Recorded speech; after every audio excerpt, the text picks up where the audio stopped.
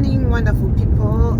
It's a lovely winter morning here in the United Kingdom, and I'm just on my way to take my son to college. And today's plan is for me to take him to college, come back home, and go and prepare an apartment which is booked for today. So my cleaner is gone already to start cleaning, and I'm just going to join her so that we can finish the cleaning and disinfecting, and then dress it up for the new guest. So yes, after that I'm going to go back and pick my son because he finishes school in the afternoon, and then I will be home making dinner. So if you are able to follow me today, you will see what I'm going to be doing throughout the day. And the plan for today's meal is I am going to make an African dish that I grew up eating. So I'm making that for myself and husband because the boys don't really like to eat it all the time. So I'm going to make a meal called Sadza. So it's basically a carbohydrate type of meal. So as you know, with carbohydrates you don't want to eat too much, so I'll just make a small amount and then you eat it with any stew of your choice. So I will be making a beef stew and sadza and some vegetables.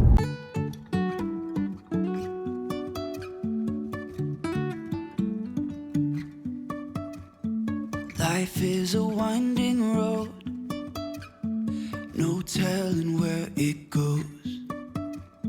Driving through days and nights, won't stop for traffic lights. So maybe you can also let me know how you make some of the dishes that you grew up eating. I'm from Zimbabwe, so this dish is very familiar for Zimbabweans. But let me know if you've tasted this dish. So yes, good afternoon once again. I have just prepared all the things that I need to take to the apartment, and I'm just going to show you what I've packed. So yes, everything, as you can see, I've got my bags with clean linen and towels in my little car. So guys, I'm just going to pass through my mom and dad just to see how they are this morning. This is one of the routines that I do. Come and see them because my dad is quite a few ailments that he deals with, but he is alright. So I'm just packed at my mom's. Guys, I just wanted to say at this point, where I come from in my culture, we do make sure that when our parents grow old, we are there for them, and I know that happens in most cultures, but particularly for Zimbabweans, it's one of those things that we grew up being sort of accustomed to, that you know, parents have brought you in the world and they've looked after you very well, and as they grow old, it's your turn, if you like, to look after them. So I am so happy that I do that for my parents. They live here in the United Kingdom with us since 2008. They've got their own little bungalow that they stay at, and which is just 5 minutes from where my family lives. So yeah, we come and, you know, check on them. Actually, my mom is quite able, so she actually comes with me most of the time. You will be seeing her to do the day-to-day activities that I do. She helps me a lot, bless her. So yeah, I'm just going to go into my mom's and dad's house just to see how they are, and then I'm going to go. Me and my mom, we are going to go to the apartment to get it ready for the guests. So this is my mom and dad's place. I'm just going to go through this white gated area, and as you can see, guys, it's a nice area, very quiet area we live in. If you come with me, I'm just going to buzz. See if they come through and open the door for me. So yes, as I say, it's a beautiful day. Good morning, ma'am.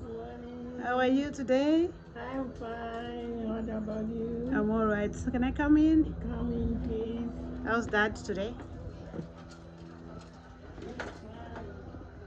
So yeah, I've just reached my mom and dad's house. I'm just gonna come through here, the lounge, to say my dad. Oh, Mom, you've packed all these things for us to take already. Well done. Morning, Dad. How are you today? Fine. Yeah, I'm just on the camera. You can say hello. Hello. Hello. Say hello. That's my dad. And then they've got this nice settee as well for visitors. My mom loves crocheting. She has always been crocheting because her mom, my grandmom, used to crochet as well. So yeah, it just carries on generation after generation. So yes, this is one of the bedrooms. It's all been cleaned and disinfected, and my mom is just there preparing with me to make sure that everything is nice and tidy. So yeah, putting all the clean linen, as you can see. So this is a king size bed, which again can be split into 2 single beds, and you'll have some lovely lighting there. And yes, so I will show you once we finish making this bed. So here the flat is now ready, all cleaned. As you can see, prepared for the guests. We have, like I said, all equipped. So microwave, toaster, kettle, fridge, freezer, dishwasher in here, washer, dryer. We always leave some stuff underneath there for guests in case the other ones are finished. So yeah, lovely ground floor, open plan apartment. And here is the first bedroom, which has got a king size bed that can be split into 2 singles. There's always some a fan there, a chest of drawers,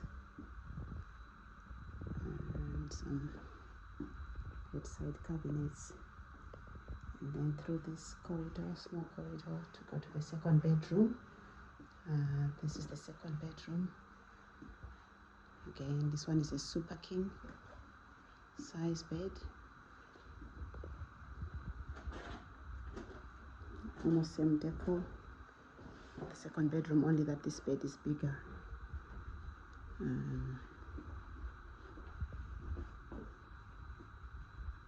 Just going around again so that I can show you. He's parking outside there. Got a small wardrobe in the chest of drawer. Mirror. So we head back to the open plan, and then to your right, that's the door to go outside. But before you go out, on the left side, that's the shower room. You can see there's a shower, nice and clean, all ready for the guests. And bathroom over there. So yes, so that's nice Airbnb.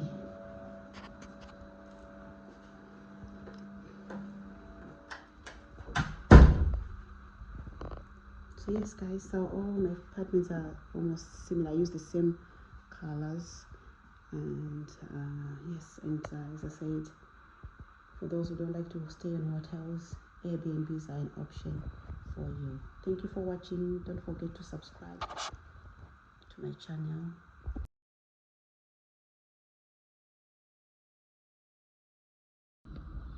So I'm just going into the butchers now, see what I can find.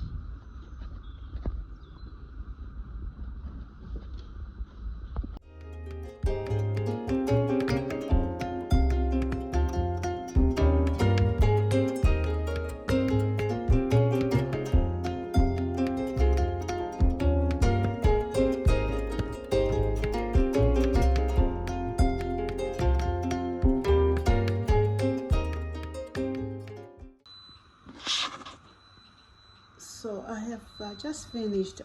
What I did is I didn't start by boiling the meat. I just put it in the oven just to grill it a bit, and then I'm just going to cut it into small pieces, then make it into a stew. That way it's nice and brown, and that's the way I like it. So tell me how you cook your stew. But if I'm making the beef rib joints, the beef bone in, I like to roast it first. So yes, that's this one done, and I'm going to make it to the stew. The beef is cooking nicely there. Maybe I'll add a bit of heat, and then so what I'm gonna do is make the stew, and I'm going to add the vegetables because that's how we cook. So I mean that's one of way of cooking. So today I'm just gonna make the beef stew, and then I'm gonna mix it with the vegetables. So yes, and it tastes very nice. So it's cooking. I already spiced my beef stew, so I'm not gonna add any more spice. I'm just gonna cook it like that because it's already spiced. I only put a little bit of salt because as you know, salt is not good for us. So just a bit of salt, and the spices I added, they also contain salt. So that's why I don't add any salt on top of the seasonings that I've already used. So that's my beef cooking.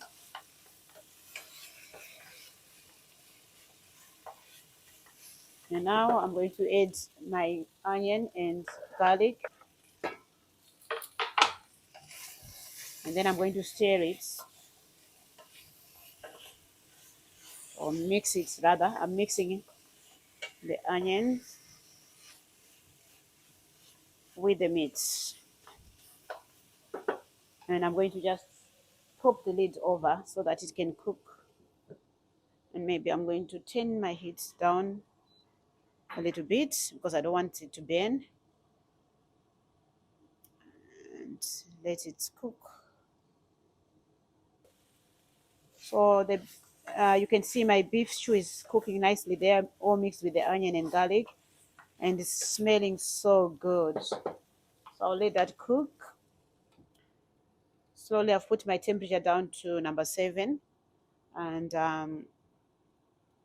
my stove can get very hot, so I don't actually like to leave it and go and do other things. I'm always at the stove while I'm cooking, and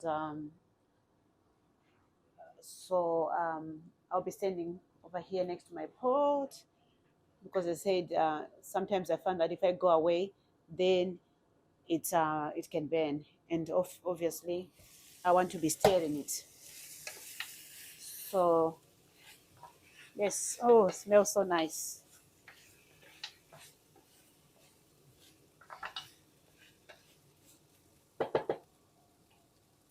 The next thing I'm going to do is I'm going to open the can of tomatoes. I like using fresh tomatoes, but sometimes because of convenience, I go for the chopped tomatoes. So I'm just going to open the can of tomatoes, and just find something to lift this up. Yep. Then I'm going to open can of tomatoes, and I will put what I'm gonna do is I'm just gonna add some. So as you can see, the beef is cooking nicely and smelling very nice.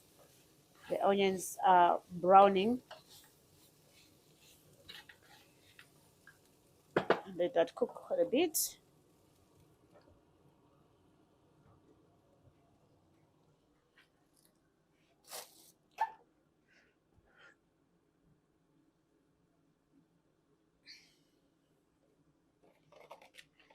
While that's cooking, I know I'm not going to use all the tomatoes, so I'm going to put them some in my lunchbox because I'm going to store these for next time because they're quite a lot to use in one go.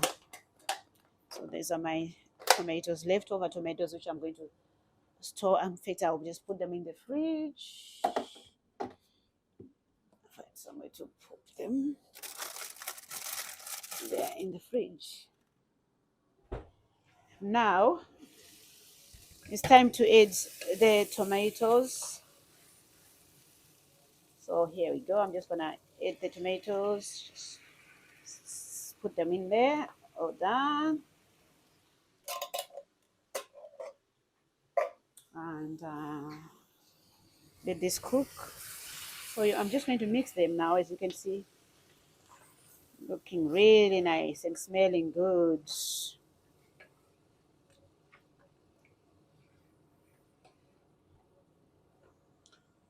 Um, leave it to simmer. Put the lid back on.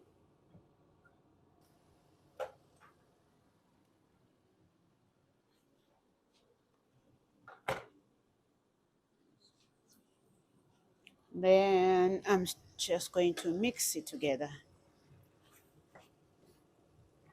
So you can see my stew is looking really nice. And it smells very nice.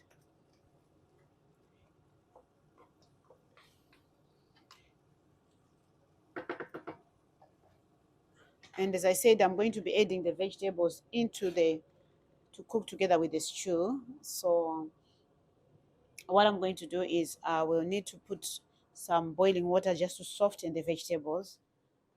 I'll put the boiling water. I'm going to put the vegetables into a mixing bowl. Add the vegetables in there. Don't want to waste anything. So they are really cut like chunky, because that's the way I like them. You can cut them very thin if you want, very thin. So I'm just adding boiling water just to soften my vegetables, and then just leave them to soak in there for a little bit. And while the beef stew is cooking there, I'm going to now also make sure that I've boiled my water for the sadza, because when you cook the sadza, you need boiling water. So I've added water in the kettle. I'm just gonna let that boil. I'm going to drain the vegetables because all I wanted was for them to just soften a bit. And then I am going to add them into the beef stew. Look, as it's cooking nicely there, I'm going to mix with the vegetables, because today I am going to mix my beef stew with vegetables. That's one way of cooking this meal. You don't have to mix them with vegetables, but today I want to mix because we grew up eating this type of a meal and we don't eat it so often nowadays, but at least I like to make this meal once a week or so. We eat our sadza. Sometimes we go 2 weeks. So as you can see, it's cooking nicely. I should have put a bit more vegetables, but I didn't have enough vegetables. So that will do for today. So I'll let that cook and simmer. Now my water is just boiled, so I need to just get rid of these dishes and then prepare to make the sadza. Before I do that, I'm just gonna wipe some excess things on the stove there. I mean, my stove is a bit dirty. Be careful, obviously, because the stove is on. Just tidying up a bit. I like to tidy while I'm cooking. Let me know in the comments. Do you like to tidy while you cook, or do you cook after you? Or do you tidy after you cook? So now I'm going to make the sadza, which is made of maize meal. As I said, I've got this yellow maize meal or corn meal today. Sometimes I will make the white one, but I like the taste of the yellow one. Some people call it polenta. So I'm just going to make a paste first of all. So I'll put a bit of maize meal in my pot. My pot has got a little bit of cold water. Add a little bit of maize meal.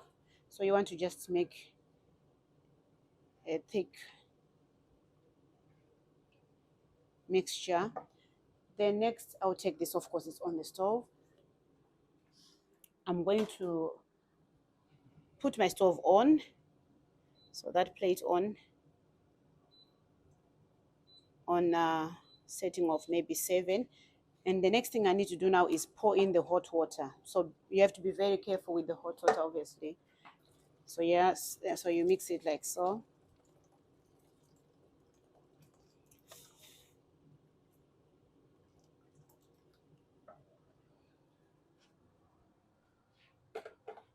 So yes, so I'll just check my beef stew. Looking very, very good. As I said, I should have put a bit more vegetables, but I didn't have enough vegetables when I checked in my fridge. So really, there's more meat than vegetables in there. I'm just gonna add a little bit of water just for the vegetables to cook. So mealie meal is the it's really the same as maize meal, so or corn meal. It's just grinded corn meal. So there, my beef stew is almost ready. So now my sadza is ready for cooking. So I'm just going to remove the lid, and of course, as I said, be careful because as you can see, it is boiling hot. And I'm just going to add some more mealie meal. So that's the dry corn I'm adding. So just corn, and I'm going to mix this. Being very careful, I'm going to lower my temperature down a bit so that it doesn't burn me. So you just mix it quickly. Mix the sadza while it's cooking. You don't want the temperature to be very low because if it's too low, the sadza might not come out well. So yeah, once it's thicker, once the paste is thicker, you can be able to increase a bit more temperature. That's the way I cook mine. Because if it's the temperature is high and yeah, the sadza is still liquidy, it means it can burn you. So add some more maize meal or corn meal, not too much, a little bit at a time, and then mixing it. As you can see, I'm using yellow cornmeal today. I actually like yellow myself because it's got this taste that I like. Some people don't like this, they like the white maize meal. Why? But I like the yellow. Why? There's no reason why. So let me know in the comment section if you like the white or the yellow maize meal. As I said, for me, it's the taste and the smell. It just tastes, I just love it. So there, my sadza is nearly done. So you can see it is thick now, and I'm just gonna let it cook over a temperature of about 7, and I'm going to put the lid back for it to continue to steam there. So yes, that's almost our meal ready. I'm just going to turn off the beef stew because it is all ready, as you can see, and the sadza as well is just steaming over there. So yes, that's the Zimbabwean sadza and beef stew. So let's see how the sadza is going to turn out. In a minute, we will be dishing out the sadza and the beef stew and show you how we eat. So my sadza is now ready. As you can see, the texture of it, I like it a bit soft. Some people, they like it quite thick, but I like mine a bit soft.